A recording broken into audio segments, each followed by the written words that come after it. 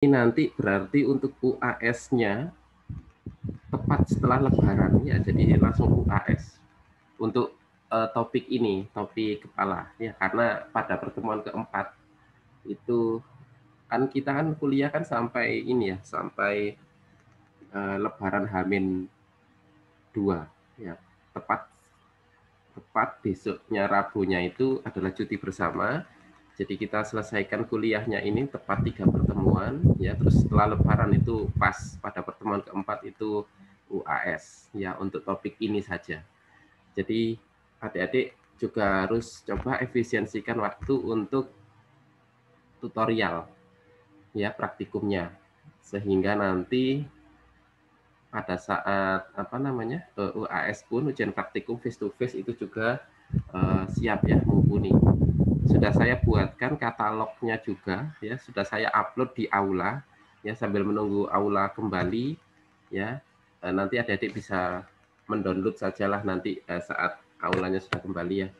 Tapi sudah saya upload untuk katalog dari bagian-bagian organ jaringan ya, struktur anatomi makro ya, serta topik dan juga link untuk video rekaman tutorialnya. Jadi itu ya untuk bahan adik-adik UAS. Nah, sekarang untuk topografi daerah kepala ya, kita orientasinya tentu sama seperti dulu, yakni ossa cranii ya, ossa craniofaciae. Jadi adik-adik yang waktu topik anatomi 1 dulu, anatomi pengantar ya, dasar osteologi, bahwa ossa craniofaciae ya, atau tulang tengkorak kepala, ini adalah menjadi titik orientasi, karena di situ ya, selain terdapat 5 buah kavum ya, mulai dari kavum oris ya, ada kavum nasi, kemudian kavum orbita, kavum timpani, dan kavum cranii. Nah, pada ossa cranii ini tentu ada beberapa struktur anatomi makro yang akan ditemukan. Ada glandula saliva ya toh, dan ada limfoglandula, limfonodulus ya. Kemudian ada nervus di situ. Terus ada arteri dan vena ya. Dan tentu di situ ada otot atau muskulus. Nah, bedanya dengan otot-otot yang telah adik-adik pelajari saat di kaki depan maupun di regio abdomen thorax, otot pada daerah kepala dan leher ini tidak ada yang tebal. Ya, semuanya tipis. Nah, sehingga karena fisiknya yang tipis ini ya toh, dan dia berlapis, ada juga yang kecil sehingga geser 1 cm dia sudah otot yang lain. Nah, sehingga nanti ya adik-adik perlu saat tutorial ya toh, nah itu memang perlu untuk terus mengulang ataupun ini ya, jangan cuma melihat itu, jangan cuma selingan gitu ya. Jadi memang harus diamati betul ya, sehingga nanti biar tidak salah otot, karena otot itu memiliki fungsi yang beragam, mulai dari otot ekspresi, kemudian otot untuk memamah biak atau mengunyah ya. Nah, sehingga nanti itu ada beragam jenisnya. Nah, ya, ini titik orientasinya ossa cranii yang kita pernah pelajari saat anatomi dasar dulu ya. Masih ingatkah struktur apa yang ada pada lubang ini? Foramen,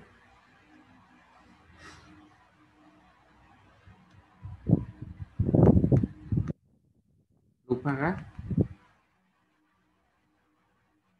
Di sini ada foramen, ada lubang ya toh. Terus di sini juga ada lubang ya. Nah, lubang yang di sini yang dimaksud ini lubang apa nih? Infraorbital, dok. Ya, foramen infraorbitalis.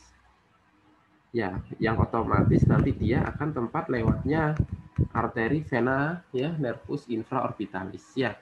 Dan juga di sini ada struktur khas yang menjadi ciri bahwa ini adalah kranii sapi. Apa ini? Tuber faciae. Tuber faciae ya. Ini yang menjadi ciri khas dari ini adalah krani sapi. Ya. Nah, terus ada juga yang ini. Apakah? Apa itu? Processus coronoideus. Coronoideus, ya, milik dari os mandibula. Nah, ya, hingga di situ ada processus jugularis, ya. Nah, ramus mandibula, kemudian yang di sini ya. Jadi beberapa hal itu yang tentu nanti akan menjadi orientasi dari otot, ya, tempat nempelnya otot, ya. Nah, di sini ada os nasal, ya, toh itu incisura tentu, ya.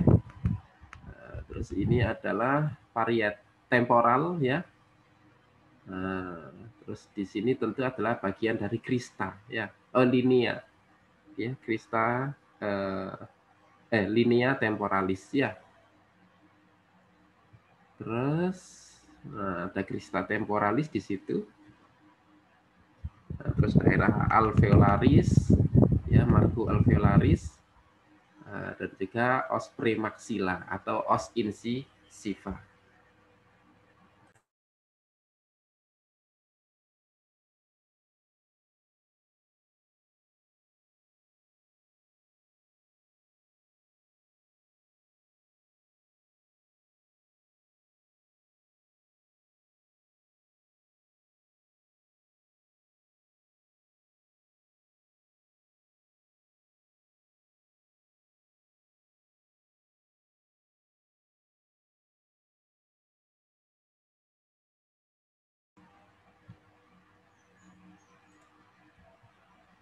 Nah, kita ketahui bahwa pada hewan karnivora itu ada otot, ya, yang sangat berkembang bagus, ya.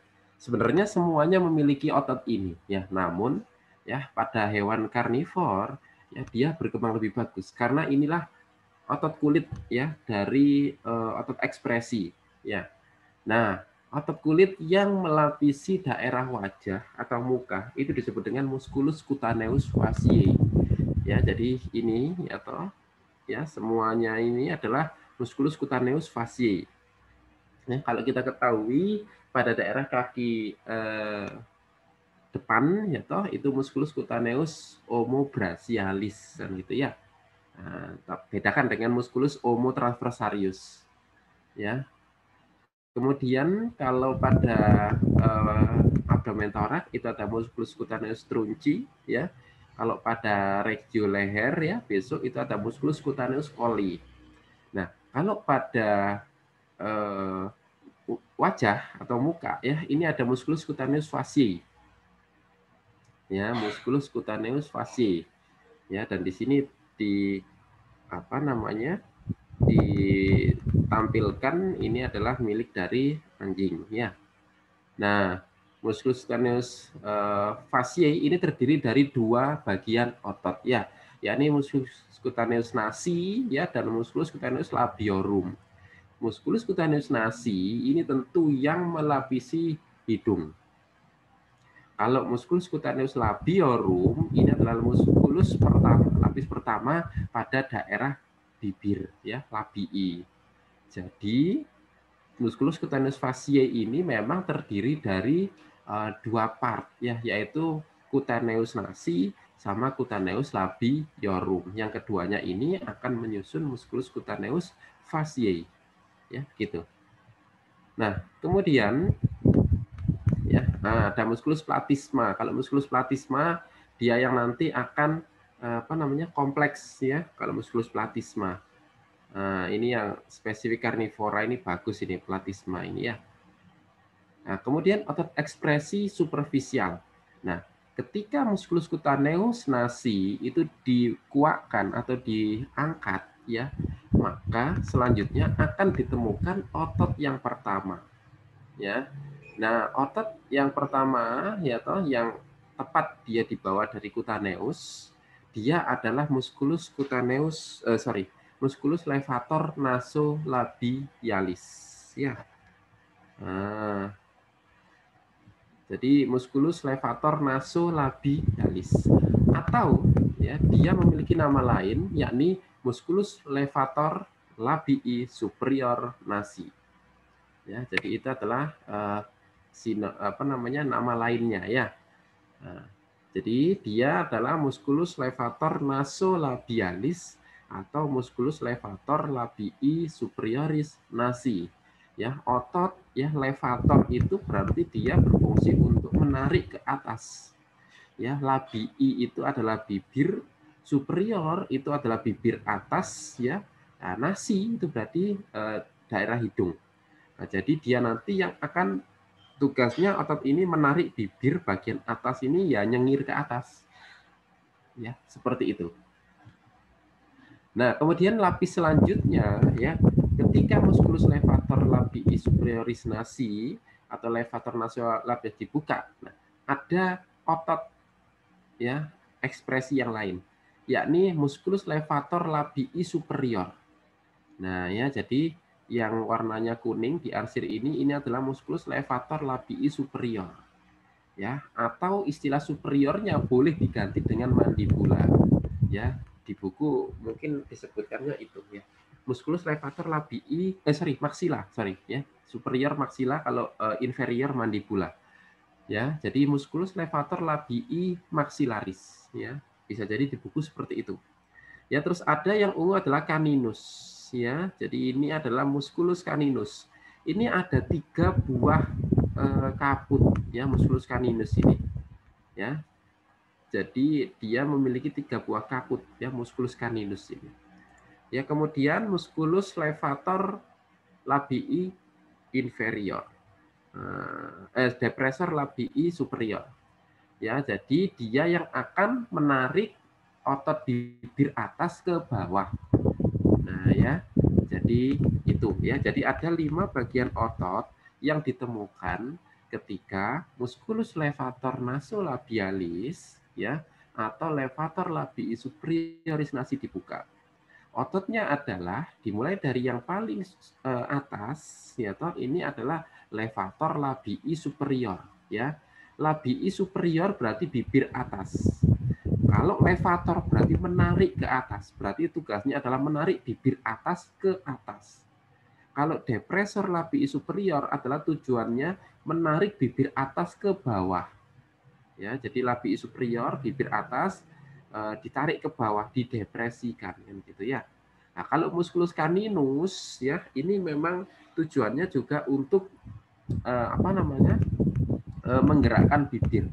Jadi membuat ekspresi dari karnivora itu bisa tampak menyeramkan ya, menyeringai ya. Nah, itu karena ditunjang oleh adanya musculus caninus ini. Nah, ya seperti demikian.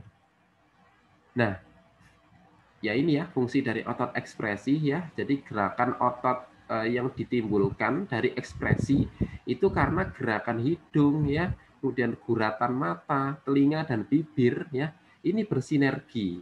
Sehingga itu kan membentuk ekspresi ya. Adik pasti juga memiliki ekspresi yang beragam ya berdasarkan permainan ya ini ya, otot wajah yang ada di hidung, di mata, di telinga dan di bibir. Ya. Nah, sehingga itulah nanti yang akan menghasilkan apakah dia tersenyum, apakah dia tertawa, ya, apakah dia marah, kan gitu ya. Nah, tentu ini kan ekspresinya beragam. Ya, ekspresinya sedih seperti apa ya. Nah, tentu ekspresinya beragam. Ataupun saat dia menguap, ya. Nah, ataupun saat dia sedang menghasilkan suara atau berbicara. Nah, ataupun saat dia mengecup. Mengecup itu apa ya? Ya nyucup ini ya, mengecup ubun-ubun. Nah, ya. Saya ngikuti aja PPT-nya Dr. Hana ya. Jadi saat dia mengecup atau saat dia ekspresi melakukan ini milking, jadi menyusui. Nah, ya pada induknya. Nah, itu juga salah satu bagian fungsi dari otot ekspresi. Nah, bagaimana dengan otot pipi dan di bibir? Nah, otot pipi ya, ini nanti ditunjang oleh musculus depressor labii inferior. Jadi kalau tadi ya ada musculus depressor labii superior atau musculus depressor labii maxillaris ya toh. Nah, sekarang ada muskulus depresornya. Ya, jadi ada otot yang menggerakkan ke bawah bibir bawah. Nah, ya, jadi bibir bawahnya digeret ke bawah ya. Jadi untuk menyengirkan bibir bawah ke bawah, nah, kan itu ya. Nah, itu adalah fungsi atau tugas dari muskulus depressor labii inferior. Nah, namun adik-adik juga harus mengetahui bahwa di sekitar dari bibir ini juga ada otot yang melingkar ini. Ya, dan otot yang melingkar ini yang disebut dengan musculus orbicularis oris. Ya, jadi otot yang akan atau yang melingkari daerah bibir. Ya. Nah, dan juga ada yang di sudut ini ya. Nah, ini adalah musculus angularis oris. Ya. Jadi kalau saya tunjukkan dengan spotlight ya. Jadi ini yang melingkar itu adalah musculus orbicularis oris. Ya. Kemudian kalau yang ada di sudut ya toh itu adalah musculus angularis oris ya. Jadi yang tepat berada di sudut. Dan dia yang akan menarik sudut bibir fungsinya. Ya, demikian fungsinya.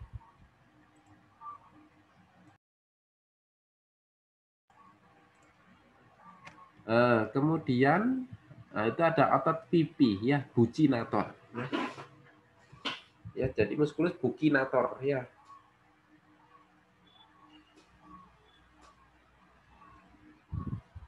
Nah, muskulus buccinator ini memang yang dia nanti akan mengisi atau terletak di antara dua maksila dan mandibula kita ya, karena dia akan ya yang bisa kalian gembungkan gitu ya, kalau kalian kan mencabikan diri ya toh, menggembungkan pipimu, nah itu adalah muskulus buccinator ya. Nah,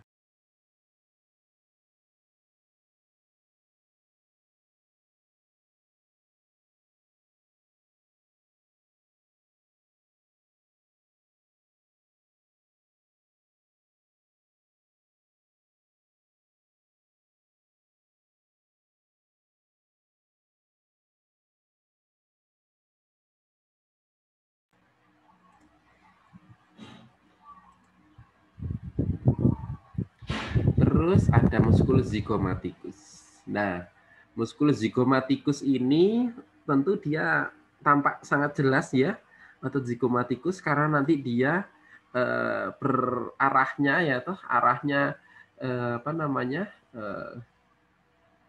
dorsokranial ya, dan dia nanti secara oblikus gini nih ya. Nah, dia dari sudut mulut ini dia ke arah os zygomaticus kan gitu ya.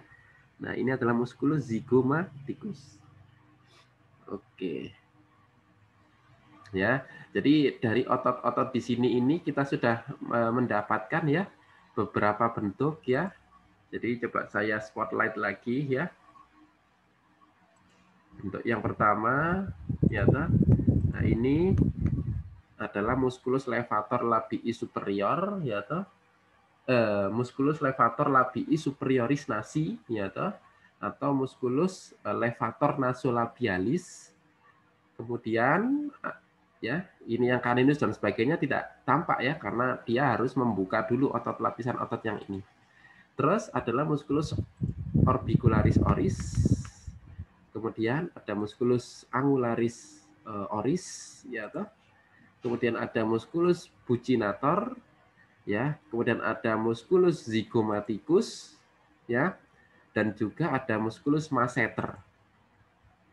Nah, musculus masseter ini tentu kalau adik-adik dulu belajar mandibula itu kan ada ya legok pada sisi lateral dari ramus mandibula, itu adalah fossa masseterica.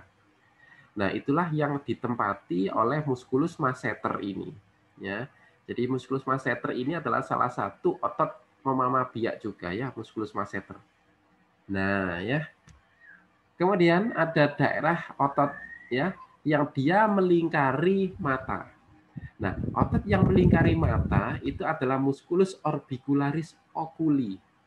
Ya, jadi kalau yang melingkari mulut dia adalah orbicularis oris. Kalau yang melingkari ya, yang memutari daerah mata, maka itu adalah musculus orbicularis oculi. ya. Kemudian tentu ya, karena di sini kan ada konjungtiva ya, ada palpebrae. Ya, jadi palpebrae atas atau palpebrae superior sama palpebrae bawah atau palpebrae inferior. Nah, tentu di sini juga ada otot yang akan menarik palpebrae atas ini ke atas. Nah, itu diperankan oleh musculus levator palpebrae superior. Ya, kalau yang menarik palpebrae ke bawah, maka diperankan oleh musculus depressor palpebrae inferior. Ya, nah daerah ototnya ada di situ. Ya, musculus levator palpebrae superior. Kalau yang di sini musculus depressor palpebrae inferior. Ya, menarik ke bawah palpebrae bagian bawah, kan gitu ya. Nah, kalau pada kuda ya palpebrae superior ya ini diperankan oleh otot kecil ya namanya corrugator supercilii ya. Jadi corrugator supercilii ini memang spesifik pada kuda ya. Otot yang akan menarik palpebrae ke bagian atas ya. Nah, dan juga kemudian ada otot-otot yang di daerah apa namanya telinga ya. Nah, ini ada musculus ya musculus frontalis ya toh yang dia menempel di bagian os frontal ya musculus frontalis. Nah, kalau yang ini ya ini adalah frontoscutularis ya. Karena di bagian telinga nanti ya toh ini ada tulang rawan ya yang itu menjadi mahkota atau tempat ya nempelnya ya daun telinga terhadap telinga ya terhadap lubang telinga ya terhadap prosesus akustikus. Nah, tulang rawan yang membantu menempelkan daun telinga atau pinna terhadap prosesus akustikus itu disebut dengan cartilago scutularis. Nah, cartilago scutularis ini ya karena dia memang tulang rawan, dia nanti juga akan menjadi tempat orientasi dari otot telinga. Nah, otot yang tampak di sini ini adalah musculus frontoscutularis karena dia nanti akan menempel dari cartilago scutularis ke os frontal. Ya, sehingga disebut musculus frontoscutularis. Kemudian, kalau otot yang ini ya, dia menempel dari os zygomaticus ke auricula. Sehingga otot ini disebut dengan musculus zygomatico auricularis. Kalau yang ini ya otot yang ke bawah sini ini berada di daerah parotis. Nah, sehingga penyebutannya adalah musculus parotido auricularis. Ya, otot yang akan menempel mulai dari daerah parotis hingga auricula ya. Parotido auricularis. Ya. Jadi ini nanti penyebutannya bukan fronto auricularis ya, tapi fronto scutularis. Karena nanti dia menempelkan dahulu pada cartilago scutularis ya. Ada ini ya penempelannya di cartilago scutularis. Ya. Nah, daerah cartilagonya nanti ada di apa namanya di tutorialnya silakan dicari ya secara pasti. Kemudian kalau yang ini adalah zygomatico auricular, kalau yang ini adalah parotido auricular. Nah, yang tepat nanti di baliknya itu ada glandula parotis. Ya, dia adalah salah satu kelenjar ludah ya, kelenjar saliva ya, glandula saliva. Ya, ada glandula parotis. Ya, tepat di balik atau di sisi profunda dari musculus parotido auricularis ya ditemukan glandula parotis ya. Dia yang serus murni ya, glandula parotis. Baik ya, kemudian nah ini ya sudah ya orbicularis oris, ini angularis, depressor anguli oris ya. Ya, kemudian ini potongan melintang ya.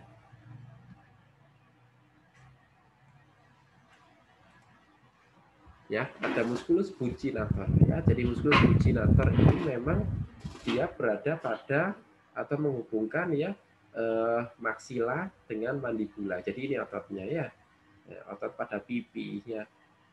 Yang ini bisa digembungkan kan gitu ya. Selanjutnya ya. Nah, ada bagian vena yang tampak pada daerah superficial kepala. Ya. Jadi vena yang tampak ya tentu ya dia adalah, coba saya ganti dengan warna biru.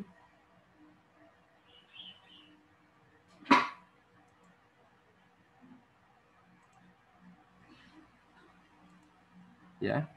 Jadi vena yang tampak di situ ya cabangnya itu adalah vena dorsalis nasi. Ya. Kemudian kalau yang di sini ya adalah vena angularis oculi ya karena nanti dia menuju ke sudut dari mata. Ya, jadi itu adalah vena angularis oculi. Ya, kalau yang ditunjuk oleh panah ini adalah vena dorsalis nasi. Ya. Nah, kemudian di sini adalah vena labii superior. Ya, itu adalah vena labii superior. Ya, sebenarnya ini juga tampak ya, vena labii inferior ya, tapi kalau tidak ada ya tidak perlu kita tunjukkan. Nah, ke semua bagian vena ini nanti ya akan dia beranastomosis menjadi satu bagian. Nah, inilah vena facialis ya. Kita sebut dengan vena facialis. Jadi, vena angularis oculi ya, vena dorsalis nasi karena berada di sisi dorsal dari nasi, vena labii superior ya, vena labii inferior. Nah, nanti dia akan beranastomosis pada satu vena ya, ini. Ini adalah vena facialis ya, seperti itu.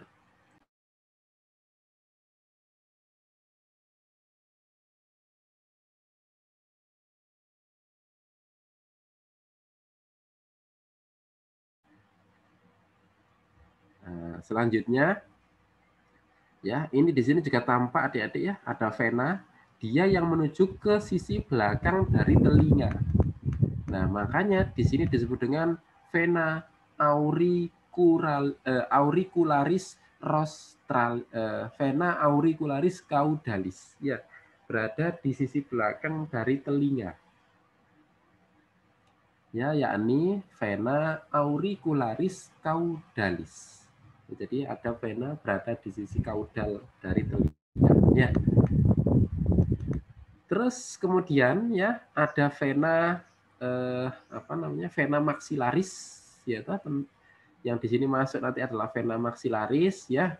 Nanti ada vena temporalis superficialis juga karena nanti arterinya ngumpul di daerah sini, Dek, dan itu sangat kecil dan bercabang ya.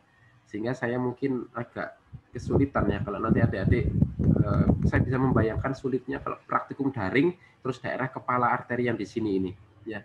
Ini mungkin ada pengecualian juga ya ketika nanti ujian praktikumnya. Nah, namun kalau misalkan nanti memang itu tampak ya, setidaknya adik-adik mengetahui terlebih dahulu ya bahwa letaknya ada di daerah situ. Kemudian vena-vena besar ini nanti ya sebenarnya ada juga ya yang masuk ke sini ya adalah yang ke daerah lidah itu adalah vena lingualis. Nah, sehingga nanti anastomosis yang ini itu disebut dengan vena linguofacialis karena gabungan dari vena facialis dengan vena lingualis ya. Kalau vena facialis kan yang ya, yang dari sini ini ya. Kalau vena lingualis itu dari lidah. Sehingga nanti vena lingualis dan vena facialis nanti beranastomosis juga menjadi satu ya, menjadi vena linguofacialis. Dan vena-vena ini nanti ketika dia beranastomosis menjadi satu juga, nah inilah menjadi vena jugularis ya, yang menjadi salah satu vena besar kan gitu ya. Nah, ini adalah vena jugularis. Ya. Oke ya, jadi itu vena angularis oculi, ya, itu vena facialis, ya, itu vena facialis ya, yang tampak-tampak saja. Oke, sekarang coba kalian yang ini ya mengidentifikasi vena apakah ini? Angularis oculi. Angularis oculi ya, karena di sini ada dilihat ya, ada bagian mata ya. Nah, sementara di sini menuju ke sudutnya, maka dia adalah angularis oculi ya, sesuai dengan maknanya secara terminologi ya.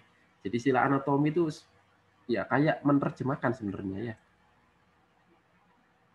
Kemudian yang ini, vena apakah yang ini?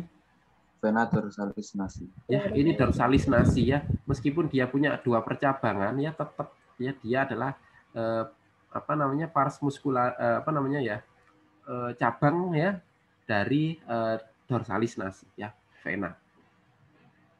Oke, terus yang ini cabangnya nomor 10 nih apa nih? Vena labii superior. Vena labii superior ya. Oke. Yang ini? Vena labii inferior. Vena labii inferior. Ya. Oke. Terus yang ini? Vena facialis. Vena facialis. Ya. Nah, ada juga sebenarnya yang ini.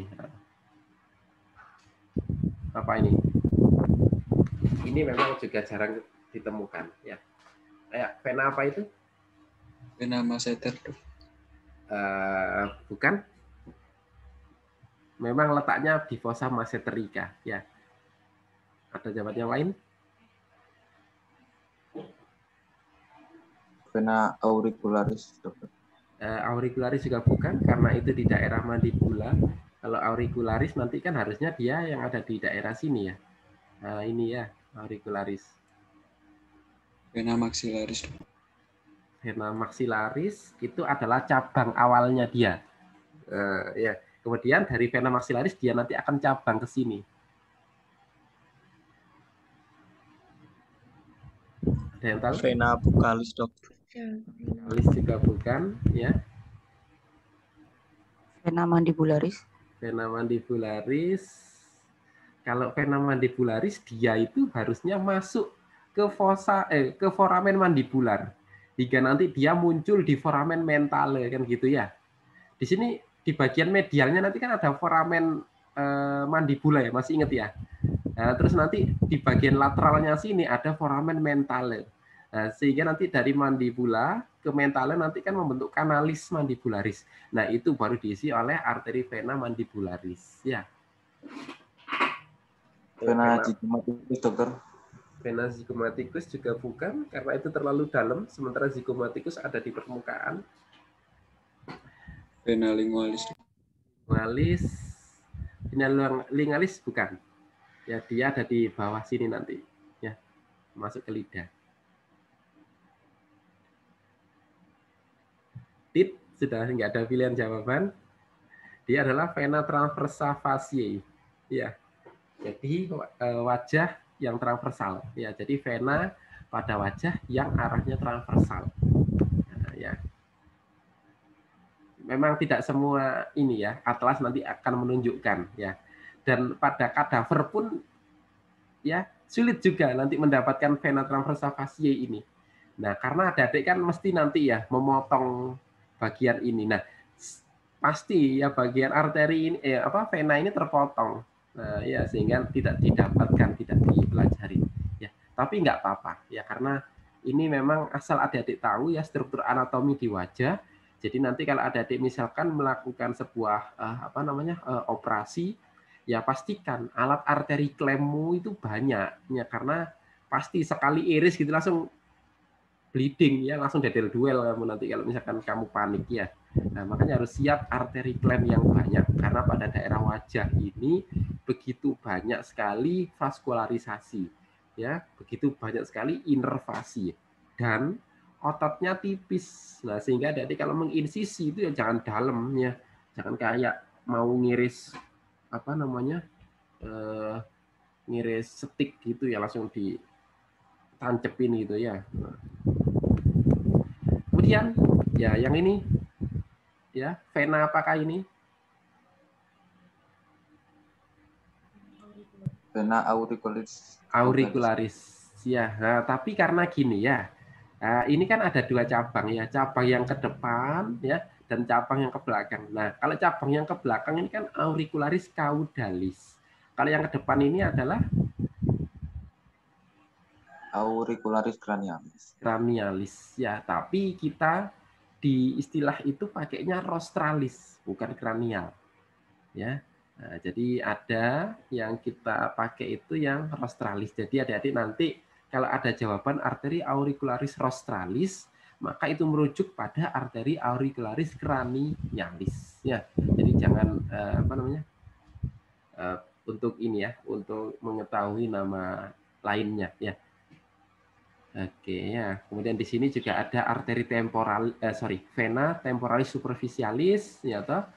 Nah, kalau yang besar ini adalah vena maxillaris, sehingga nanti semuanya akan ketemu jadi satu ya, menjadi vena jugularis ya. Oke, demikian.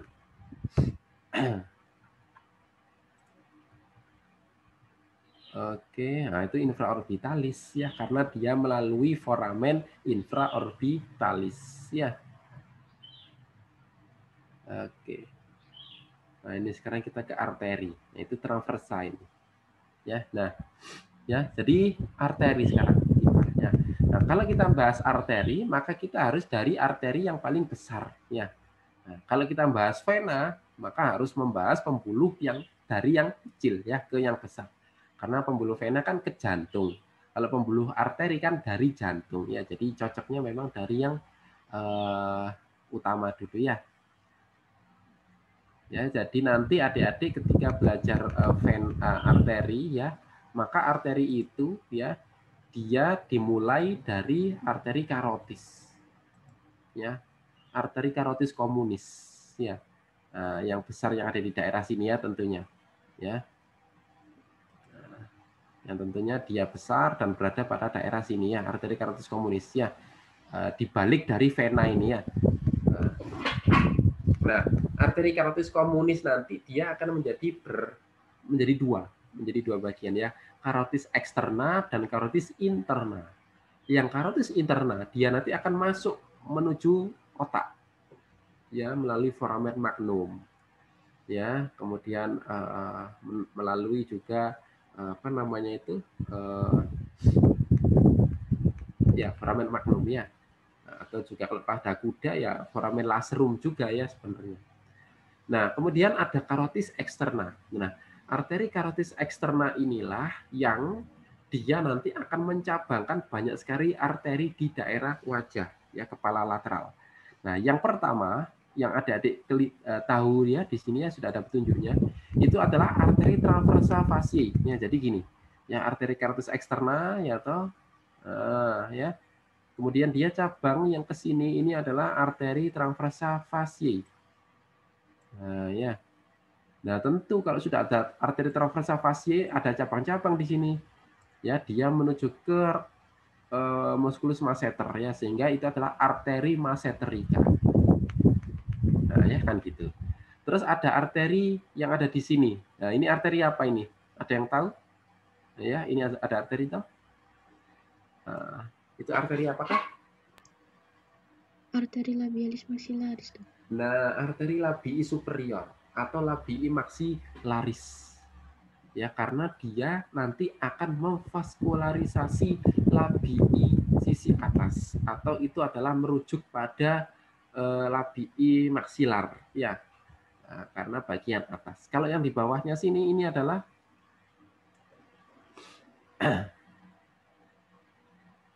arteri labialis mandibularis. Arteri labii inferior ya, atau arteri labii mandibularis ya. Nah, itu adalah cabang dari arteri transversa fasciae.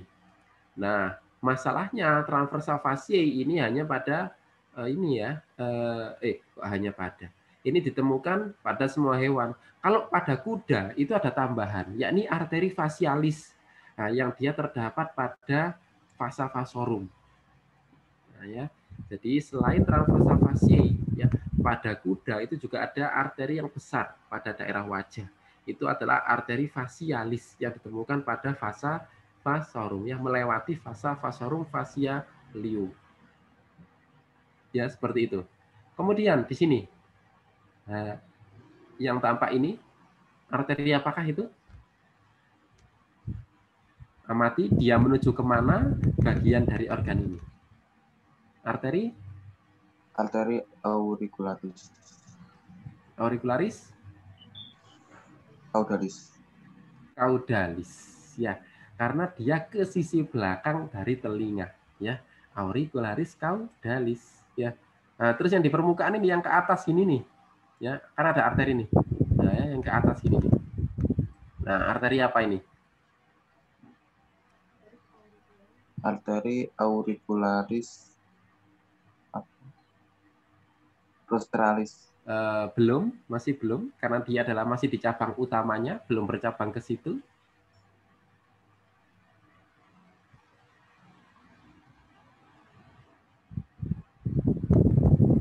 Nah, jadi gini ya, di sini kan os temporal. Ya. Nah, sehingga arteri ini merujuk pada nama itu. Ya, karena menuju ke bagian itu ya. Jadi ini adalah arteri temporalis superficialis. Ya, arteri yang menuju ke os temporal sisi superficial atau lapis superficial ya di permukaan. Nah, sehingga ini adalah arteri temporalis superficialis. Ya. Nah, terus ini gampang nih kayak yang gini nih.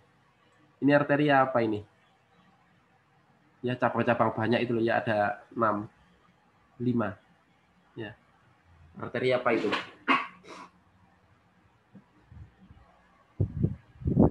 Arteri cornualis.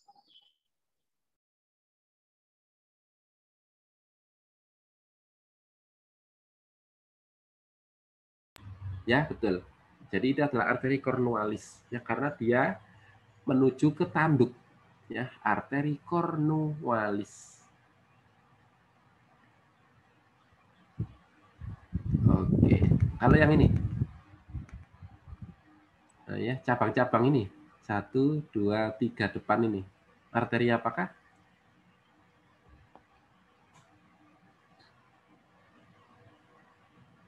Arteri auricularis rostralis. Auricularis rostralis, karena dia menuju ke sisi depan atau daerah depan dari telinga. Nah, kemudian arteri temporalis superficialis ini nanti sebenarnya juga akan berlanjut ke depan. Nah, itulah nanti yang disebut dengan arteri palpebrae superior ya. Karena yang akan membantu memvaskularisasi daerah palpebrae atas. Sehingga itulah kenapa ya kita juga punya ya. Sehingga itulah kenapa daerah pelipis dari mata itu vaskularisasinya tinggi. Dan kalau ada diamati temannya yang apa namanya kulitnya putih bening sampai pembuluh darahnya kelihatan, itu kan belok arterinya ya, apa melengkung-melengkung gitu ya.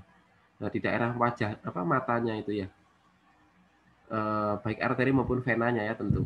Nah, itulah yang membuat bahwa ketika terjadi trauma sedikit saja tergores, ya toh maka ya darah bercucuran ya, karena di situ ada banyak sekali arteri maupun vena.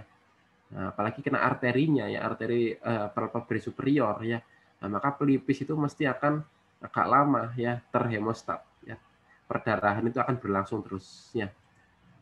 Nah, jadi itu ya struktur arteri. Nah, sebenarnya ada juga arteri yang besar yakni arteri maksilaris di dalamnya sini ya, di baliknya sini di dalam harus membuka ini. Nah, arteri maksilaris itu nanti yang akan mencabangkan ini, arteri infraorbitalis ya. Ya, jadi akan melanjutkan menuju arteri infraorbitalis ya, kemudian juga ke arteri supraorbitalis ya. Itu adalah tugas dari arteri maksilaris ya, tapi dia tidak tampak ya, tidak kita tunjukkan. Arteri labii maksilaris ya, labii mandibularis atau labii superior ya, toh ini arteri labii inferior ya, sama saja. Kemudian ya toh ini yang saya sampaikan tadi, dia adalah arteri palpebrae superior ya toh. Ini yang arteri temporalis superficialis nanti ke sana ya toh. Ya, jadi ini arteri temporalis saya mulai dari sini ya. Carotis externa ya. Terus ke sini nanti arteri lingualis tentu ya. ke arah lidah. Terus di sini adalah arteri temporalis superficial. Ya kan? Nah, yang ada yang masuk nanti ya, nah, ini adalah arteri maxillaris. Ya, yang masuk ke sono ini nanti. Nah, sementara yang cabangnya ke sini, nah, ya, ini adalah transversa faciae. Ya, yang sengaja dipotong ya, tapi sebenarnya ini berlanjutnya. Arteri transversa faciae. Kalau yang masuk ke dalam sini, ini adalah maxillaris. Nah, sementara yang ke atas, ini adalah temporalis superficialis. Ya, nah, nanti sampai berlanjut ke sana. Ya.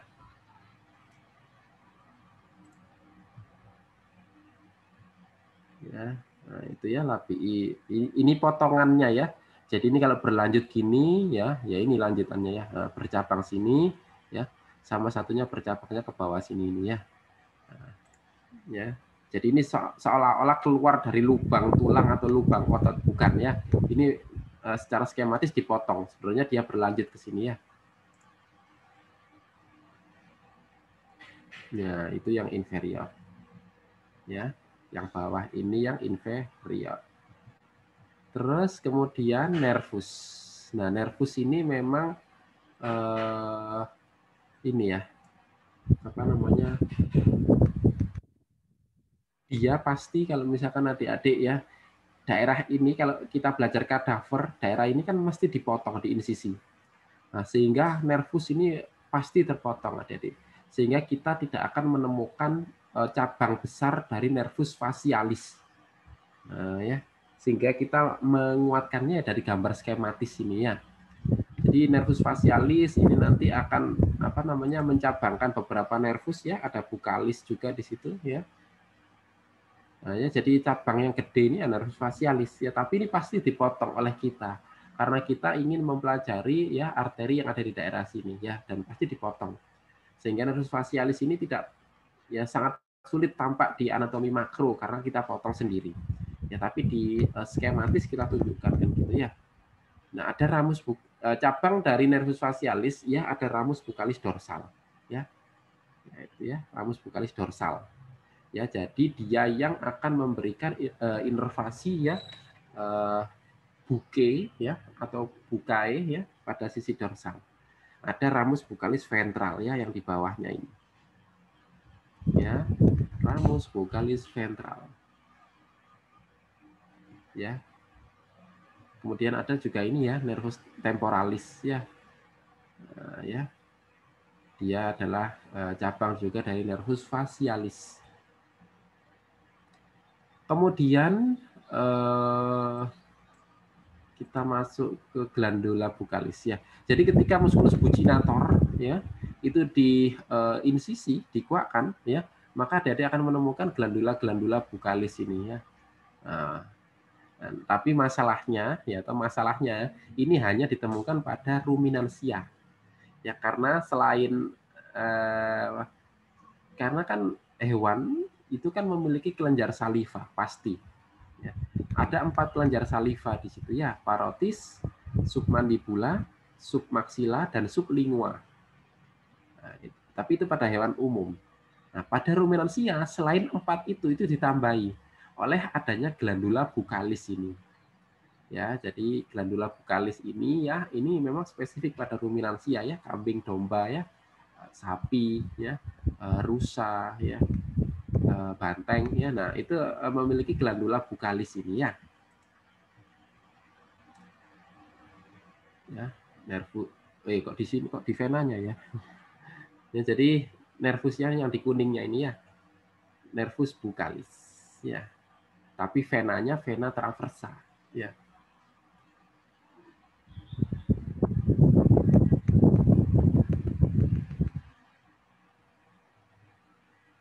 Glandula bucalis ya toh. Nah, ini adalah salah satu kelenjar saliva juga yang sangat mendukung atau mensupport ya hewan-hewan ruminansia kan gitu ya. Nah, ini kalau pada kuda. Kalau pada kuda justru arteri transversa faciae itu yang tidak berkembang. Nah, sehingga arteri labii superior sama labii inferior itu dicabangkan oleh arteri facialis. Nah, yang dia ditemukan dari vasa vasorum facialiumnya sini ini. Nah, gitu. Ini kalau pada kuda. Ya, kalau venanya tetap ya sama ya, dorsalis nasi, angularis oculi, labii superior ya, labii inferior ya. Tapi kalau arterinya dia tidak melalui transversa faciae ya, tapi melalui arteri facialis yang di bawah ini ya. Nanti dia akan mencabangkan arteri labii superior sama labii inferior, baru nanti arteri facialisnya lewat vasa vasorum sini. Nah, nanti akan ke sini ya, masuk ya. Jadi arteri carotis communisnya di sini, arteris externa, nanti dia akan masuknya ke sono. Ya, terus tetap di sini ya ada nervus facialis ya toh. Nah, nanti dia akan mencabangkan ramus buccalis dorsal ya toh, dan ramus buccalis ventral. Ya, ini musculus masseter ya sama, ini musculus zygomaticus ya. Nah, kemudian ini adalah musculus apa namanya? Levator ya toh, levator labii superior ya. Nah, ini angularis oris. Ini zygomaticus, sorry ya. Ini zygomaticus ya. Ini levator nasolabialis. Nah, kan gitu ya. Ini levator labii superior. Ya, gitu. Terus ada juga di sini ya otot malaris ya. Jadi musculus malaris. Ya, nanti yang dia nempel juga ya bersama dengan musculus depressor palpebrae inferior. Nah, kalau yang inilah musculus corrugator supercilii ya, segitiga tipis gitu ya. Nah, yang dia ditemukan pada kuda. Oke ya. Nervus facialis, buccalis dorsal ya. Ini yang buccalis ventral. Terus facialis ya, arteri facialis. Ya. Nah, itu adalah ductus, ada juga ductus parotis ya, yang untuk menyalurkan kelenjar saliva. Ya, kelenjar saliva nanti perlu disalurkan melalui ductus parotis ini. Otot ekspresi ya, nostril dan bibir ya. Ya, karena ini memang penting ya, kuda kan bisa menyeringai juga ya.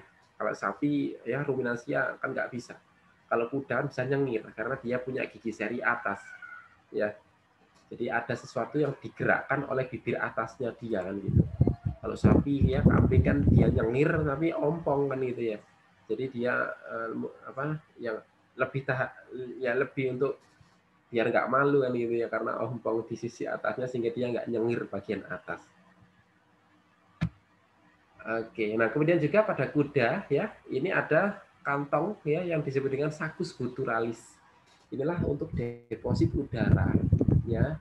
Jadi saccus gutturalis ini memang spesifik pada kuda ya. Dan dia memang fungsinya adalah untuk deposit udara.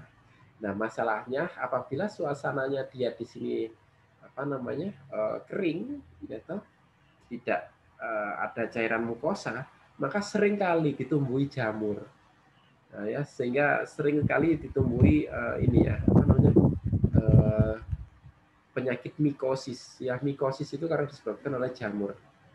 Ya, jadi yang tumbuh pada saccus gutturalis kuda. Kemudian itu ada lubang hidung ya, diverticulum nasi. Yaitu saccus gutturalis. Nah, adik-adik mungkin ya suatu saat ya belajar untuk melakukan ini ya, memasukkan selang nasogastric tube pada kuda itu kan dilakukan melalui hidung. Jadi dari hidung nanti dia akan dipenetrasikan ya. Jadi selangnya kan dimasukkan ya dari hidung ya, terus masuk ke esofagus. Nggak masuk ke trakea ya. Kalau masuk ke trakea nanti aspirasi ya, mematikan nanti. Nah, kalau sapi ya toh kayak kita itu kan selang itu ya. Kan adik kan pernah tahu ya kalau orang sedang dalam kondisi koma itu kan makanannya kan dimasukkan melalui selangnya ya, melalui mulut kan gitu ya. Nah, itu kan nasogastric tube namanya. Nah, itu kan dimasukkan melalui mulut ya toh nanti masuk ke esofagus. Nah, kalau pada kuda itu dimasukkan melalui hidung. Ya, terus nanti masuk ke esofagus.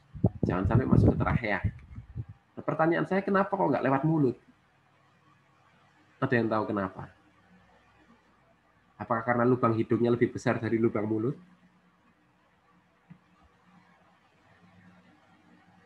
Ada yang bisa melogik statement ini? Kenapa ya? Kok kuda nasogastric tube-nya itu lewat mulut? Lewat hidung, nggak lewat mulut. Kalau manusia biasa atau ruminansia kan gastric tube ya melalui mulut. Tapi kalau yang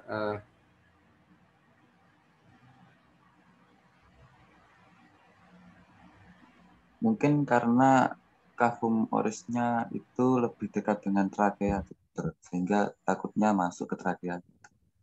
nah,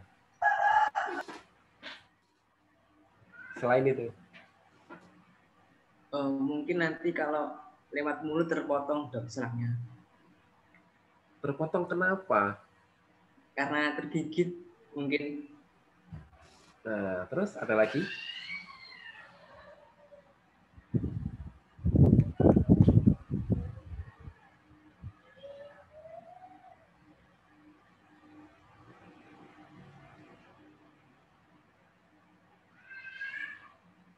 Ada yang lain?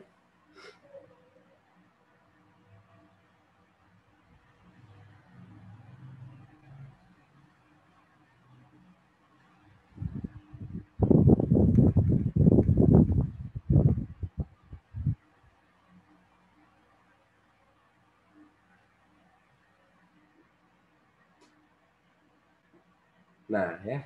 Jadi nggak lewat mulut ya karena pasti digigit sama kuda ya karena dia kan punya gigi seri. Ya, jadi pasti digigit oleh kuda. Ya, jadi itu yang harus kita antisipasi ya. Harus kita ketahui.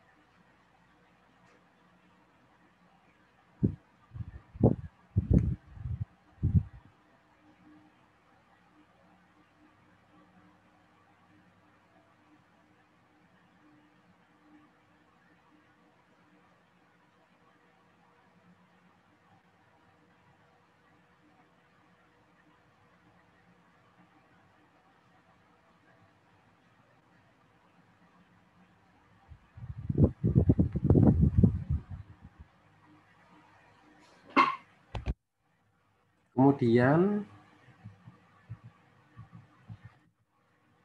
ya ini memang pada kuda pacuan ya, ini yang sering terjadi infeksi ya pada Saccus guturalis. Ya karena dia memang melakukan apa namanya aktivitas yang eksplosif ya karena sering digunakan ya sehingga arus keluar masuknya udara itu juga sering ya pada kuda pacuan ini. Ya itu. Kemudian diverticulum nasi dan Saccus guturalis ya toh ini memang ya jadi selang itu kan dimasukkan lewat sini ya. Selang nasogastric tube sehingga nanti dia akan berpenetrasi ya dari diverticulum nasi ya toh. Nah, ya masuk ya toh nanti ya diarahkan ke esofagus. Nah, tapi di sini nanti juga ada Saccus guturalis. Nah, bagaimana jika terjadi infeksi pada Saccus guturalis? Maka bisa ya dilakukan ya dimasukkan selang yang lebih kecil ya, yang di situ nanti tujuannya adalah untuk memberikan atau memasukkan obat pada daerah gutural ini, pada kantong gutural ini ya. Jadi dimasukkan ya, nanti akan untuk menempuh ini. Kalau ada yang ingin mengetahui, di YouTube itu ada ya, bagaimana cara untuk memasukkan sebuah selang ya, yang di situ ada kamera endoskopinya yang dibantu ya, tentu untuk membantu mengetahui secara pasti di mana obat itu harus dikeluarkan, disemprotkan ya, biar tepat di saku sekutu ralis. Ya, ini. Ya, gambaran saku sekutu ralis ya. Ketika dia di daerah dari kantong gutural ini ya. Nah, ada arteri ya maupun vena yang memvaskularisasi. Ya diperankan oleh ini ya, arteri karotis interna ini ya. Karena nanti dia selain juga akan melalui foramen lacerum ya toh. Nah, sebelumnya dia juga tentu akan melewati dahulu saku sekutu ralis kan gitu ya.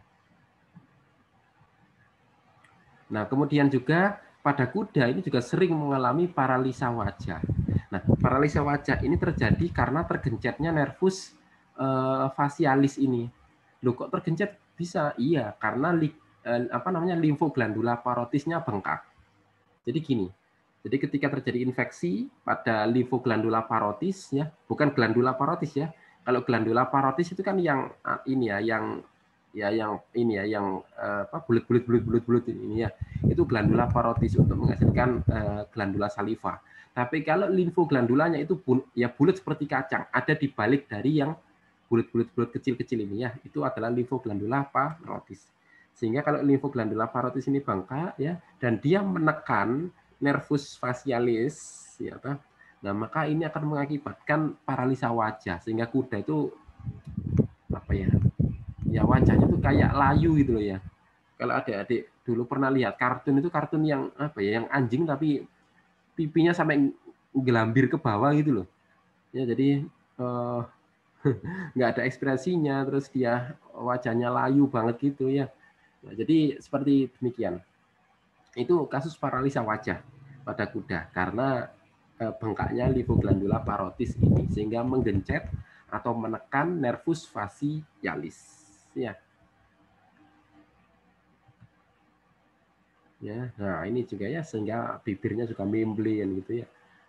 Nah, itu adalah salah satu tanda ya dari paralisa wajah. Kelopak matanya sayu ya. Nah, ini juga tanda ya. Kemudian kupingnya juga terkulai ke bawah ya. Nah, ini adalah tandanya.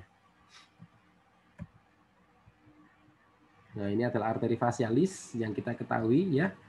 Nah, ini menjadi tempat untuk pulsasi atau merasakan adanya denyut nadi kan itu ya. Jadi arteri facialis dia kan menempati vasa vasorum facialium.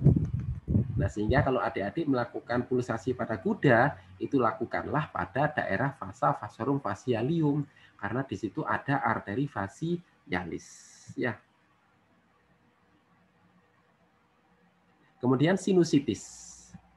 Nah, sinusitis ini juga sering terjadi pada kuda maupun sapi ya. Jadi adik-adik dulu kan sudah pernah mendapat bahwa di sini kan ada rongga sinus ya. Sinus frontalis. Ya, ada sinus frontalis kranial maupun sinus frontalis kaudal. Yang di situ dipisahkan oleh sebuah sekat ya, septum transversum sinusum frontalium. Nah, apabila rongga sinus ini berisi cairan sinus, maka ada satu cara terakhir loh ya. Ini bukan cara yang utama. Cara yang utama tetap diobati, di terapi biasa ya, dikompres dan sebagainya. Tapi ini cara terakhir. Apabila sinus itu tidak kunjung selesai, maka dilakukan trepanasi. Ya, jadi trepanasi itu dibor ya, kemudian disedot cairan sinusnya. Nah, jadi dibor tulang maksilanya tujuannya untuk mengambil ataupun menyedot cairan radang, cairan sinusnya ini.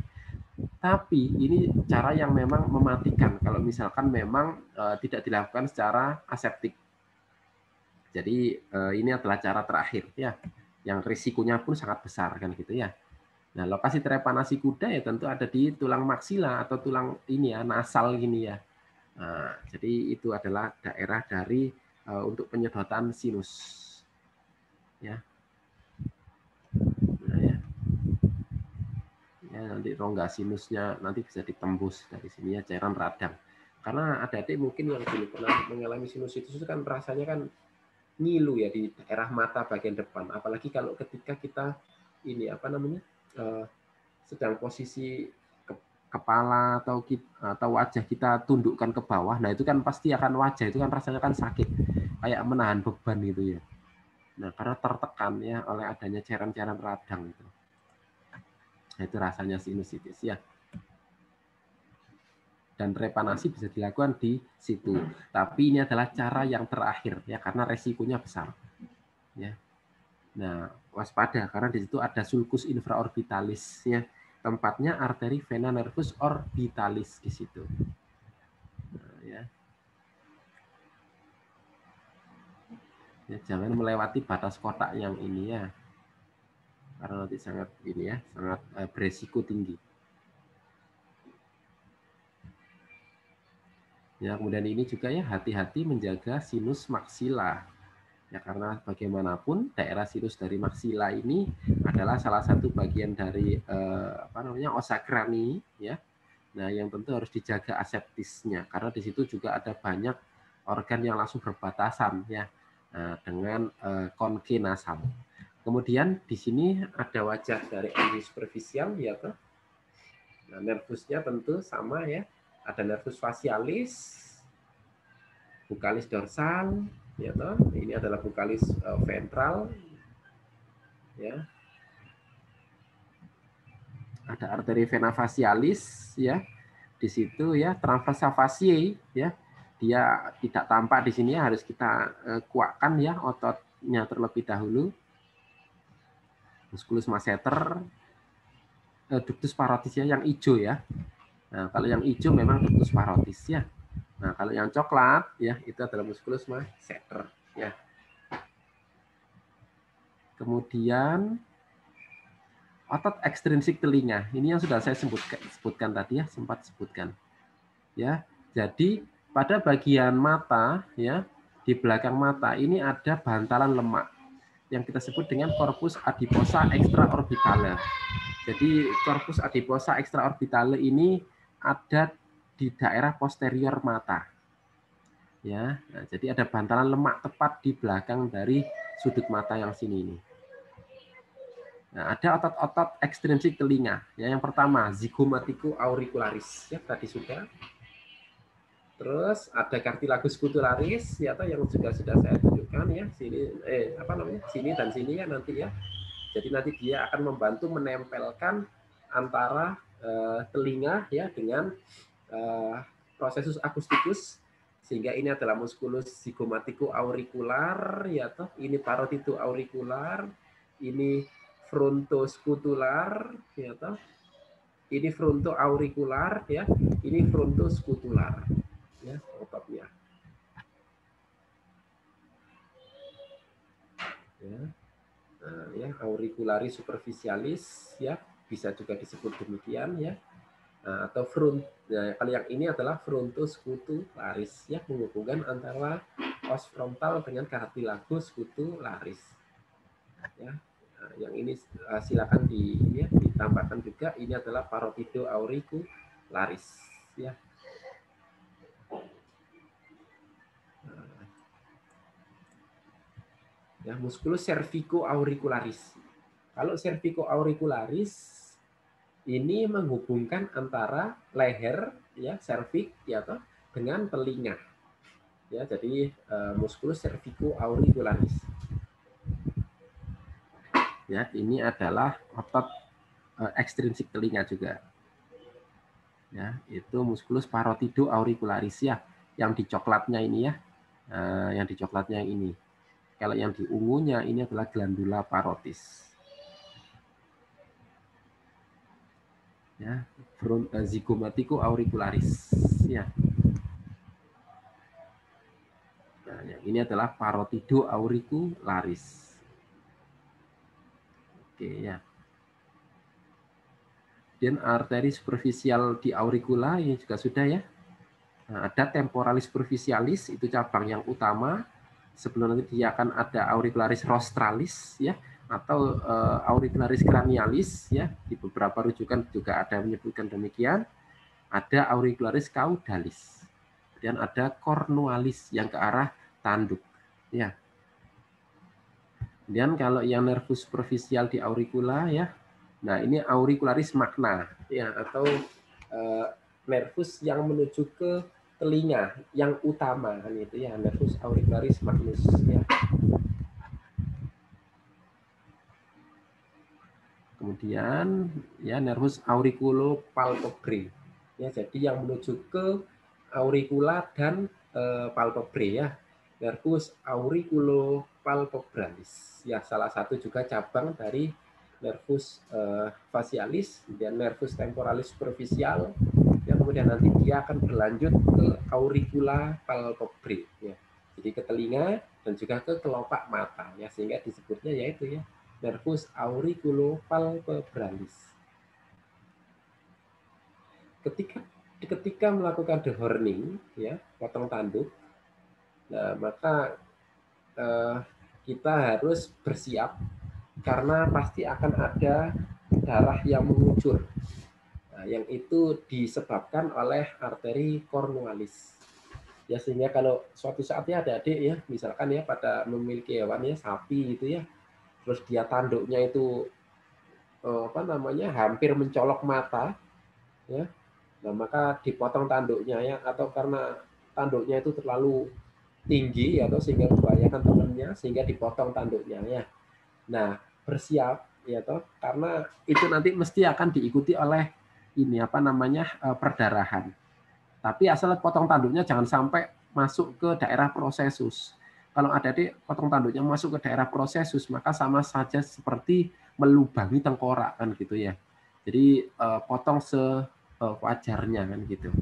Jadi potong tanduk ini ya, nah, kalau dilakukan itu pasti akan membuat perdarahan yang itu ditengarai disebabkan oleh arteri cornualis, sehingga cukup ya adik-adik mungkin siapkan saja ya povidone iodin atau betadine ya, atau sama kasal steril. Nah, tutup saja langsung ya di situ ya, biar tidak dihinggapi oleh lalat. Sudah selesai, nggak apa-apa, nggak usah suntik macam-macam, nggak usah ya, cukup di aseptis ya. Nah, ada nervus auriculopalpebralis ini yang juga membantu inervasi ya. Tapi ini tidak signifikan nanti berdampak pada saat proses dehorning. Hanya mungkin saat proses dehorning ya perdarahan ya, itu saja ya. Sehingga dehorning pun tidak mematikan ya, selama adik-adik tidak sampai masuk ke daerah prosesus cornualis ya, tempat yang dekat dengan tengkorak ya.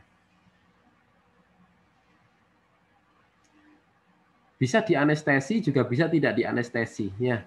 Kalau misalkan hewannya itu dijepit ya, atau di kandang jepit gitu ya, dan dia tenang ya toh, nggak usah dianestesi, nggak apa-apa ya. Tapi kalau hewannya memang gampang stres ya, over ya, eksplosif gitu ya dia ya, ya silakan dianestesi ya, dianestesi lokal ya. Nah, anestesi khusus lokal, nggak usah dianestesi umum sampai dia tertidur geblak gitu, jangan, nggak usah ya. Cukup dianestesi lokal agar daerah sekitar tanduknya itu dia kehilangan rasa nyerinya, itu saja cukup ya. Ini adalah rongga sinus yang juga tadi sudah saya sampaikan ya, ada sinus frontal dan sinus kaudal ya. Sinus frontal rostral dan sinus frontal kaudal. Dan di situ dibagi atau dipisahkan oleh namanya sekat ya, septum transversum. Nah, ketika melakukan proses trepanasi hati-hati ya di daerah sini ini ya. Karena di sini ada sulcus infraorbitalis dan juga kanalis nasolacrimalis ya. Yang itu sangat krusial ya. Nanti kalau misalkan adik-adik lakukan trepanasi ya, terus dia akan terkena infeksi, nah bisa komplikasi nanti jadinya.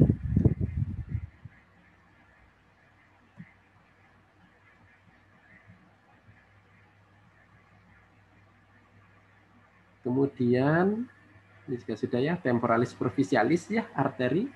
Sudah saya sampaikan. Ini arteri palpebrae superior ya. Ya, cornualis ya. Karena memang tanduknya domba ini mungkin tidak panjang seperti tanduknya kambing atau tanduknya sapi gitu ya. Jadi dia hanya menonjol kecil gitu saja ya.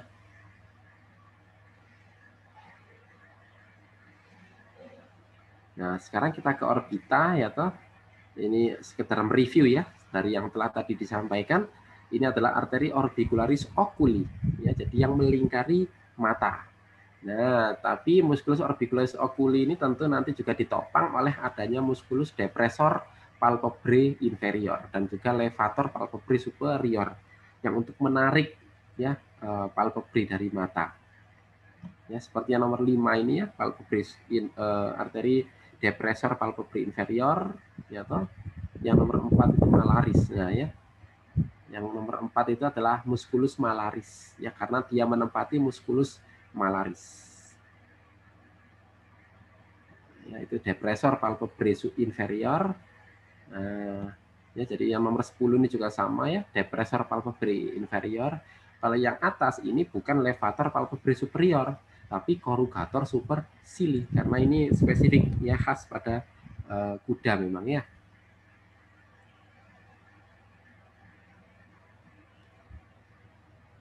Kemudian ada musculus sternomandibula.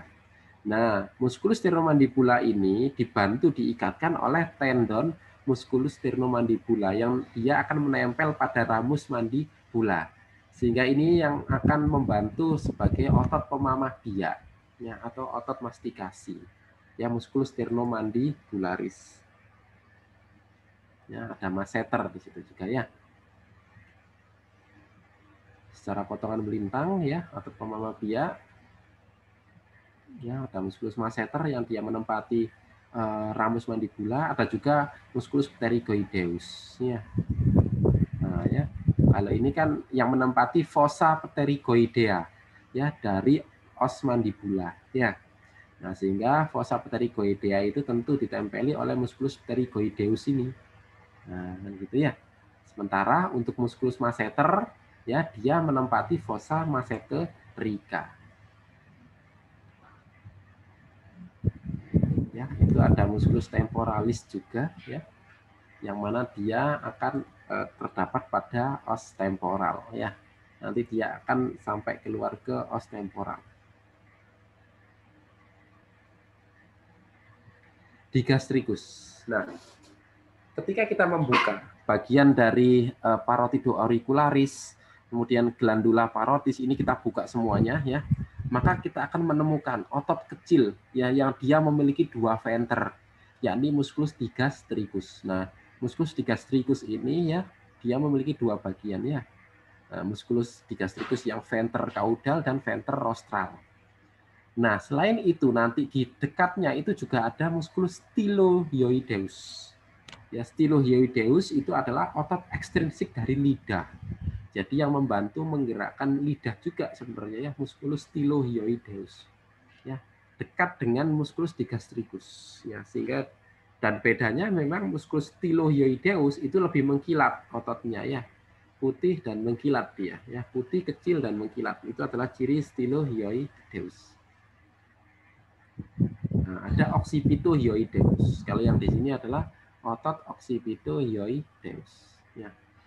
Dia nanti nempelnya ya tentu di os occipital ya, daerah os occipital ya. Ya, tentu akan mengisi prosesus mastoideus dan paramastoideusnya itu. Kalau musculus milohyoid itu yang di antara mandibula kanan dan kiri ya. Nah, jadi milohyoideus itu yang menyangga lidah. Jadi kalau kita raba sisi bawah dari dagu kita ya, jadi di bawah dagu itu kan tengahnya itu kan kenyal ya, kalau di kanan kirinya kan keras, itu kan karena ada os mandibula. Nah, tengah di antara 2 os mandibula yang kenyal itu adalah musculus milohyoideus. Nah, itulah yang menyangga lidah ya, juga otot ekstrinsik lidah ya, itu gastrikus ya. Ini di gastrikus ya. Nah, ini yang occipitohyoid. Nah, di situ ada mylohyoideus. Nah, ini ya stylohyoideus. Nah, stylohyoideus ini dekat sekali dengan digastricus. Jadi kalau digastricus kan yang ini ya, dua venter ini. Ya, venter caudal ya dan venter rostral. Ya, yang stylohyoideus itu yang ototnya kecil ya dan dia mengkilat ini ya sampai ke bawah ya toh. Ini adalah stylohyoideus. Dia yang membantu menggerakkan lidah, ya, otot ekstrinsik lidah. Bagaimana arteri vena rahang bawah? Ya, ada transversa fasciae, ya, ini sudah kita sampaikan. Ya, ada vena facialis, yang hijau itu adalah ductus parotis, gitu ya. Ini ramus, ya, buccalis dorsal, ya, musculus masseter. Ya, kalau yang kuning itu adalah ramus buccalis ventral, ya. Nah, ketika menunjuknya ke yang otot, ya, itu adalah musculus masseter. Kemudian tendon melintas depan masseter. Nah, ini ada tendon musculus sternomandibula, ya. Jadi ini adalah tendon musculus sternomandibula yang dia nanti akan menggerakkan atau sebagai tempat insersio, ya, dari musculus sternomandibularis. Ya. Glandula parotis ya, yang ini. Nah, kalau yang hijau yang ditunjuk itu adalah ductus parotideus. Ya. Nah, ada juga nanti ya selain bentuk seperti bulat-bulat ya cacahan daging ya, nah, itu ada juga yang seperti kacang ya toh, itu adalah limfoglandula parotisnya ya. Nah, organ limfatik di situ. Kalau itu adalah glandula parotisnya ya yang dipotong dan dikulaikan atau terkulai ke bawah ini ya, adalah glandula parotis. Ductus parotisnya ya yang hijau. Kemudian adik-adik untuk mandibula ini juga ada ya, glandula mandibula ya toh. Jadi glandula mandibula ini juga menghasilkan saliva, juga ada limfoglandula mandibula. Nah, adik-adik mungkin bisa meraba di daerah dagunya ya toh, agak ke belakang. Nah, itu kalau adik raba itu kan ada pentol ya, bulat gitu ya. Nah, itu adalah limfoglandula mandibula. Yang kalau adik raba itu mungkin agak sedikit sakit ya. Nah, itu kalau penyakit gondok, ya toh, penyakit gondok itu yang ini ya, yang kekurangan yodium itu ya, dan mengakibatkan ini ya, mengembang, ya toh, daerah pipi ke bawah itu. Nah, itu adalah limfoglandula mandibula, ya, yang mengalami pembengkakan. Ya, kemudian ya limfoglandula mandibula dan glandula mandibula. Kalau glandula mandibula ya, yang seperti ini ya, seperti cacahan dagingnya yang putih-putih yang bulat-bulat gitu ya. Karena itu adalah kelenjar saliva.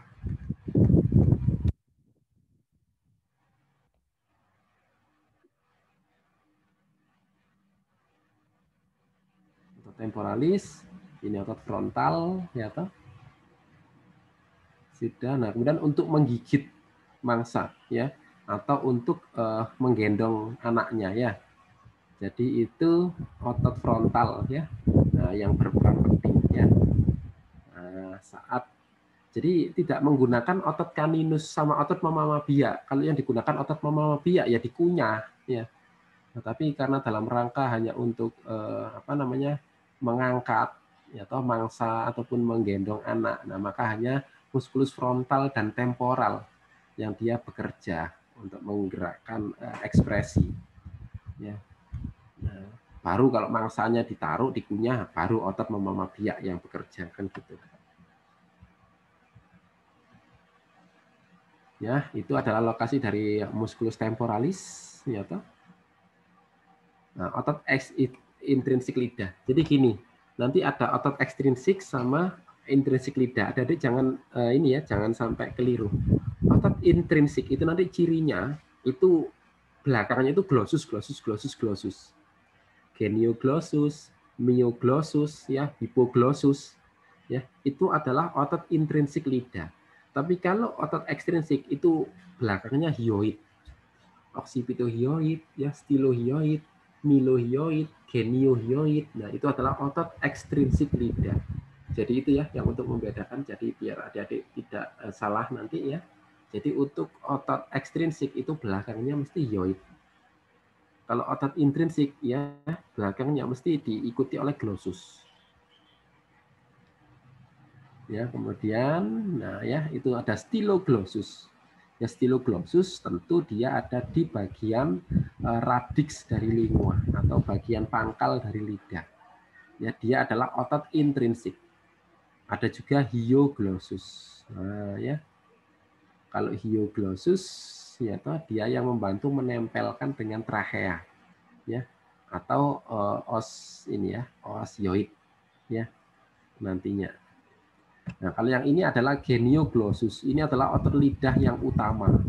Nah, yang ada mungkin penggemar makan lidah sapi ya toh.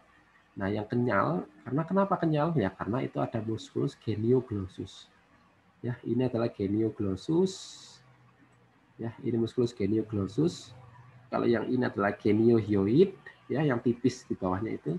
Dan yang di bawahnya ini tepat ya. Nah, yang ini nih. Ini adalah musculus mylohyoideus. Ya, demikian. Ya, itu genioglossus ya, yang panah merah yang saya tunjuk ini. Genioglossus, yang ini yang styloglossus. Ya. Hyoglossus yang ini ya, bukan yang putih ya, tapi yang ini. Apa namanya? Yang coklatnya di sini ini ya.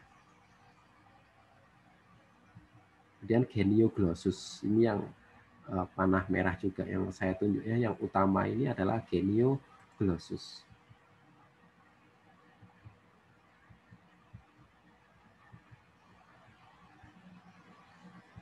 Kalau ekstrinsik ini ada mylohyoid ya.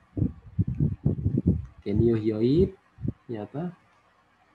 Kemudian ada stylohyoid ya. Yang ini ya stylohyoideus ya. Nah, ini stylohyoid ya toh. Nah, kalau ini yang mylohyoid ya. Nah, ya itu yang stylohyoid, ini yang mylohyoid ya. Kalau geniohyoid ya tentu yang di atasnya ya. Sebelum genioglossus ya. Kemudian ada juga yang spesifik adalah nervus hypoglossus. Ya, nervus hypoglossus ini berada ya, nanti dia di apa namanya?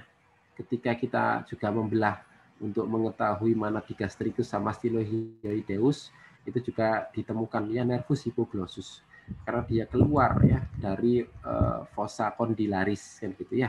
Ada foramen hypoglossus di situ.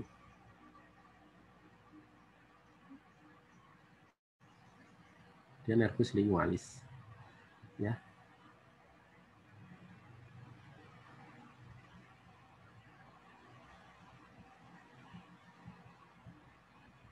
Oke. Ya. Nah, ini kalau fungsi dari otot hyoid.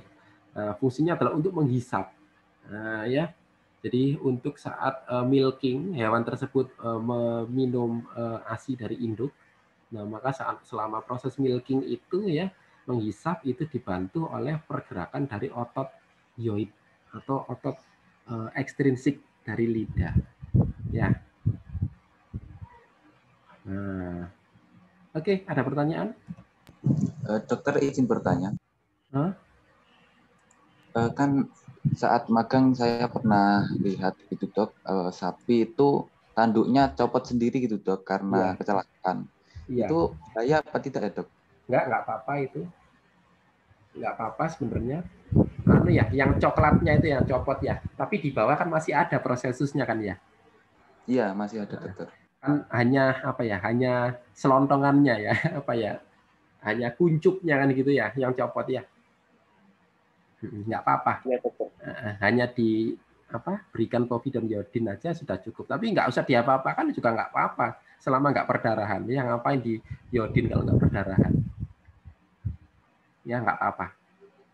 Berarti itu arteri cornualisnya nggak kena ya dokter kalau cuma coplok gitu dokter? Ya buktinya nggak perdarahan nih, jadi kan nggak apa-apa. Berarti kan nggak ada traumatik pada arterinya. Nggak apa-apa. Sebenarnya ketika kita memotong tanduk itu sama seperti kita potong kuku. Tanduk itu kan lapisan keratin, ya, yang mengalami kornifikasi ya itu ya. Jadi lapisan keratin. Jadi sebenarnya dia minim vaskularisasi. Ya, sama seperti kita potong kuku kan gitu. Tapi ketika kita potong kuku terus kok tepak daging atau tepak pembuluh darahnya kan tetap akan berdarah ya. Istilahnya kan kedagingan kan gitu ya. Sama seperti potong tanduk. Kok tepat di situ ada pembuluh darah yang lewat ya akan perdarahan. Ya. Nah, tapi ketika dia lepas sendiri itu ya nggak apa-apa, syukur ya, artinya di situ pembuluh darahnya juga tidak terlalu banyak yang masuk ke daerah itu sehingga ketika ketika lepas tanduknya ya selontongannya tanduknya itu dia tidak mengalami perdarahan. Ya kan tengahnya tanduk itu kan berlubang gitu ya. Nah itu kan mungkin kalau dibuat koteka itu cocok juga sebenarnya ya. Tanduk itu ya. Tapi koteka kan nggak pakai itu masalahnya. Oke, ada yang lain? Terima kasih, dokter. Dok, izin bertanya. Waktu itu kan, waktu saya di tempat sapi, itu ada sapi yang dipotong rambutnya, terus mungkin karena nurutnya nggak rapat, itu kena lalat terus berulat. Nah, kalau udah ada kejadian seperti itu, tindakan selanjutnya biar sembuh dari ulat belatung-belatung itu gimana ya, Dok? Iya, ya itu dia ya. Karena kalau kita nggak nutup, ya luka apapun ya dari ternak, luka apapun loh ya, nggak hanya di tanduk ya, tapi di kaki, di badan, di daerah manapun, itu mesti lalat itu kan luar biasa ya. Lalat itu kan gede. Ya, ada banyak lalat-lalat gede, jenis lalat apa aja nanti kamu belajar lagi parasit ya. Nah, itu mesti membawa larva, sehingga akibatnya ya belatung ya, belatungisasi. Dia bukan dalam rangka kena azab, bukan. Sapi penuh belatung gitu juga bukan ya.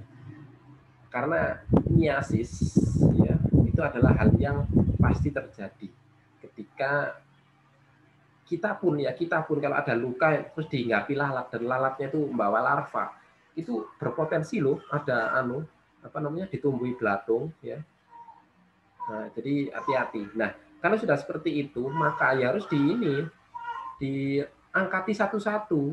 Belatungnya harus dipakai pinset gitu ya, dicubit diangkati satu-satu sampai benar-benar bersih. Nah, itu sebenarnya bisa untuk memancing biar itunya keluar larvanya itu kamu kasih cukanya bakso, orang jualan bakso itu loh ya. Itu kan biar bisa membuat suasana di jaringannya itu ya lebih asam ya, lebih asidosis sehingga larva itu nggak kerasan, nah, atau istilahnya ya dia tidak pada suasana normalnya sehingga dia akan keluar sehingga mudah kita cubiti satu-satu ya, atau pakai ada yang pakai oli bekas, ada yang pakai tembakau. Saya sih yang konvensional saja lah ya, pakai cuka dan sebagainya. Ngapain pakai oli bekas ya, kan itu kan juga bukan mesin karaten kan ya. Jadi itu yang bisa dilakukan ya sampai bersih. Nah, kalau sudah bersih baru ditutup ya pakai kasa steril, di betadin dulu ya, di aseptik, terus di kasa steril, atau kalau misalkan adik-adik mau berikan antibiotik tabur ya, nebasetin, kalmisetin itu monggo. Ya, jadi ditaburi dulu baru ditutup sama kasa steril. Dan pastikan tertutup ya biar nanti lalat itu ya hanya hanya berputar aja, dia nggak menaruh larvanya di situ. Ya. Nah, jadi itu yang mungkin bisa dilakukan ya. Tapi intinya itu harus bersih dulu ya larvanya. Itu sembuh kok pasti kok ya. Jadi dia tidak sampai ya terus nanti semua tubuhnya penuh belatung, itu enggak ya. Jadi pada daerah lokal saja yang itu dibersihkan belatungnya sampai benar-benar bersih. Nah, baru nanti taburi antibiotik, ya, terus diaseptis, ya, baru ditutup oleh kasa steril. Selesai kasusnya, ya. Baik dok, terima kasih. Atau jangan-jangan kalau repot gitu biasanya nggak pakai gitu, ya. Wis cukup dibersihkan aja, selesai. Habis selesai ada yang pakai puntung rokok, ya, toh karena itu kan hasil bakarannya tembakau, ya. Jadi nggak ada rebusan tembakau dok, atau nggak ada serpian tembakau, pakai puntung rokok. Itu ada loh yang mengaplikasikan dan sembuh, ya, dan bisa. Ya saya juga nggak bisa menyalahkan, ya, karena pengalaman empiris itu kan belum tentu salah. Dia kan hanya belum terbukti kan gitu kan, ya. Makanya kamu nanti kalau misalnya diajar profesor-profesor gitu terus beliaunya ngomong salah, itu nggak salah. Ya, omongan profesor atau yang disampaikan itu nggak ada yang salah. Itu hanya belum terbukti kan gitu. Jadi kalau ada yang pakai cara tradisional, ya, pakai puntung rokok kah, pakai oli bekas kah, pakai apa itu namanya, rebusan belerang tah atau apa gitu. Prinsipnya pokoknya belatungnya hilang semua, ya toh, sembuh, wes gak jadi persoalan. Kamu tinggal milih pakai cara medis atau pakai cara setengah medis atau pakai cara metafisika, yes. Ya tapi kalau bisa cara medis rek ben ono bedane ambek mantri kan gitu, ya. Oke, ada yang lain? Izin bertanya dok. Kalau kan nentuin umur ternak itu bisa dari lingkar cincin tanduk ya dok. Itu nambah umur emang mundur sendiri apa gimana sih dok tanduk? Enggak. Kalau ternak itu bukan dari lingkar tanduk. Itu mungkin ya, beranak mungkin ya. Kalau lingkar tanduk itu ya. Iya. Kalau beranak setahun kan dia jadi gimana ya dok? Bukan beranak setahun, beranak satu. Iya dok, maksudnya gitu. Tapi kan ternak kan masalahnya kan tidak rutin 1 tahun 1 kali beranak, ya. Ada yang dia butuh berapa tahun baru punya anak lagi, ya. Kan tergantung nilai S per C, service per conception-nya. Iya, jadi memang tanduk itu bisa digunakan untuk mendeteksi, ya, kira-kira jumlah anak. Tapi itu juga ini, ya, beleset itu juga ada, ya. Jadi bukan berarti, lu ini lingkar tanduknya sapi kok ada 5, ini sudah pernah beranak 5 kali ya Pak. Nah itu ada yang betul, ya toh, ada yang kurang dari itu juga bisa. Ya, karena kan lingkar tanduk itu sebenarnya juga mengindikasikan adanya siklus dari kalsifikasi. Ya, jadi kalsifikasi itu kan masa di mana itu dibutuhkan oleh tubuh untuk memproduksi air susu. Nah, itu kan terjadi hanya saat dia jelang proses kelahiran. Nah, dan itu kan salah satu cirinya adalah dari dekalsifikasi dari tanduk. Nah, sehingga di tanduk itu muncullah lingkaran-lingkaran yang, ya, lingkaran gitu itu ya dari tanduk. Nah, karena itu menunjukkan berapa kali siklus ininya dia, apa namanya, siklus laktasinya dia. Nah, ya, siklus ketika dia diinduksi untuk menghasilkan air susu, ya, mamogenesis, laktogenesis. Nah, itu kan berarti menunjukkan tanda dia pernah bunting kan gitu ya. Nah, sehingga lahir kan gitu ya. Tapi kan ada gugur abortus sehingga dia hanya punya anak 3, padahal lingkar cincinnya 5. Nah, berarti dijawab, lupa ini pernah beranak 5 kali. Enggak Pak, beranaknya 3. Nah, itu bukan karena salah, enggak, tapi bisa jadi yang 2-nya abortus kan gitu. Jadi itu mengindikasikan adanya siklus dari ini ya, mamogenesis, laktogenesis dari lingkar tanduk itu. Nah, yang mana siklus laktogenesis, mamogenesis itu adalah siklus yang terjadi saat bunting, kan terjadi proses pembentukan air susu, pembentukan mame, perkembangan mame, kelenjar mame kan gitu. Ya, nah itu yang terjadi. Kalau umur itu dari gigi. Nah, ya, dari ininya gigi ya, berapa susunan gigi seri ya toh dari hewan. Kalau kuda itu ngitungnya ya nggak hanya gigi seri tapi dari ininya juga. Apa? Kan ada tengahnya gigi kan ada guratannya yang melingkar-lingkar-lingkar. Nah, itu juga dihitung sampai ke gigi geraham. Jadi untuk menentukan usia kuda. Ya. Nah, jadi perbedaannya dengan ruminansia di situ nantinya untuk menentukan gigi. Ya, kalau umur ya umur gigi ya, Tapi kalau tanduk itu adalah untuk siklus ininya ya, siklus mamogenesis yang itu adalah mengindikasikan dari kebuntingan ya, sehingga bisa disinyalir berapa lingkar cincinnya dari apa namanya dari tanduk ya, maka itu mengindikasikan berapa kali anak atau pedet ataupun apa namanya itu ya pedet ya yang dihasilkan ya, yang dilahirkan. Ya karena ya itu ya proses kok ada lingkaran ya terjadi karena saat kalsifikasi itu ya, dekalsifikasi itu kan membutuhkan banyak asupan kalsium membuat ataupun memproduksi air susu ya, sehingga sapi kan sering terkena milk fever atau penyakit ini ya, hipokalsemia karena kekurangan kadar kalsium di dalam tubuh, sehingga sapi mengalami hipokalsemia ya. Nah, gejalanya ya lumpuh gitu ya, paralisa, kepalanya nggak bisa digerakkan ya, huruf S ya, terus pada rebahan pada salah satu sisi. Nah, itu adalah salah satu tanda milk fever ya, atau hipokalsemia, bukan demam susu ya.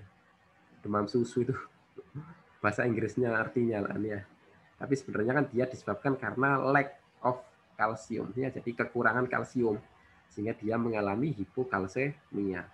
Nah, itu kalsium kan diambil kan ya dari dari tulang, dari tanduk, dari mana itu gigi kan gitu. Nah, itu sehingga ternak kenapa ada guratan atau lingkaran pada tanduknya. Oke, itu. Baik, Dok, terima kasih.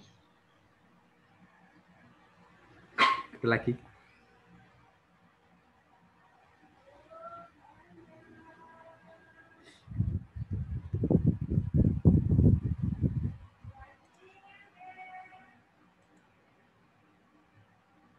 Cukup? Oke, jika cukup ya, kita bisa sudahi ya. Kita hemat energi ya. Karena ini aktivitas ini masih panjang ini. Saya maksudnya. Jadi coba saya juga hemat energi daripada nanti siang-siang terus. Ini kalau kalian mau share screen gambar es campur gitu bisa loh ya. Jadi buka virtual ya. Jadi buka puasa bersama virtual ya, saling pamer gambar es campur terus di share screen gitu. Jadi itu ya bisa saya sampaikan ya. Selamat menjalankan ibadah puasa bagi yang menjalankan ya. Kurang lebihnya mohon maaf ya. Sampai berjumpa di pertemuan mendatang. Ya saya akhiri. Wassalamualaikum warahmatullahi wabarakatuh. Waalaikumsalam. Terima kasih dokter.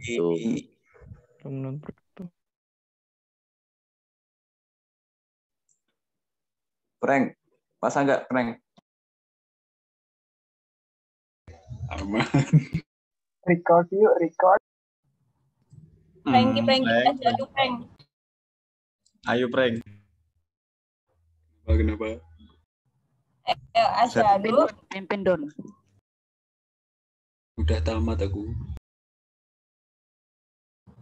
Loh, udah ngaji belum, prank? Donat diri ke donat. Login lagi ya. Ayo login lagi. A1. Asyadu, gimana prank? Ih, keluar nih. Yes.